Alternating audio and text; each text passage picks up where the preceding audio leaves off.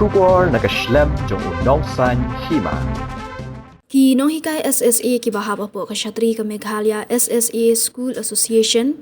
hagajialang ka balalong hani kasngi ka khandu tarik no pra arjar pesau hamadan student jayau kila rai bahalor ka rai ka bakila shim ka artarik urisau arjar pesau balada ka sorkar kam sngap ya ka jingdawa jongki kin penlong bet da gajingya khi benta kila rai no maginum penlong shu da gajingya khi hendrai kin beteng ya gajingya keren ban ka sorkar kumjuru halor kino hikai ki badai banyale ya ka MTET kila shim ya karai baka sorkar kan kentup lang ya baro kino hikai SSA ki barungkam halanishwa ka shitarik ubnai naitung arja arpasau bakin yo banyale ya ka exam MTET kumjuru kila ajengmut ya ka sorkar bakan thungno ya ka empower committee banyakren halor kini kimat ki baka MSSA SA kala ajengmut ya ka sorkar bat ki dikhot jongka kinlong naka law department finance department personnel department planning commission education department kentup ru ya ka association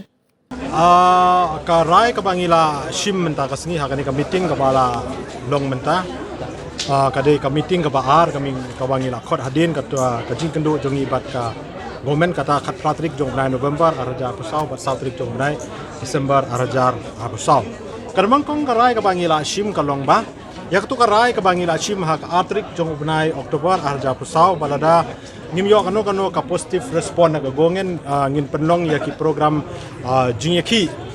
hapo state Meghalaya mentara kawe kasur unanimously ngin shim ya karai ba nginom peteng show ya ka jingyaki henry ngin peteng ya ka jingyakren bat ka sorkar kabaar ngila shim ya karai ba hakapai dei bat kini kinong hikai ki padang dei banile ya ka MTET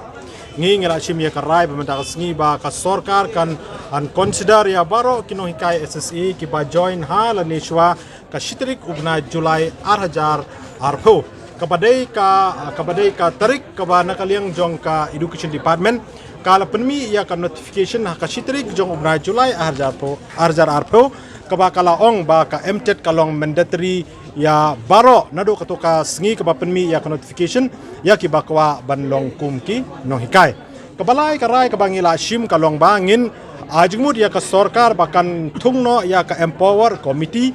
but kit khot jong kan ka empower committee kindai na po law department personal department finance department planning department education department but kuntubro naka association but ya ki kam ki badangsa hakaban ya kren detail sa kabay day but ki points ki bangila suggest ya ka government bakan kentublang haka policy ni ka job security jong kinong hikay sasi ban ya kren no da ka empower committee tikini kilong kilay tali ki rai ki bangila shim mentasni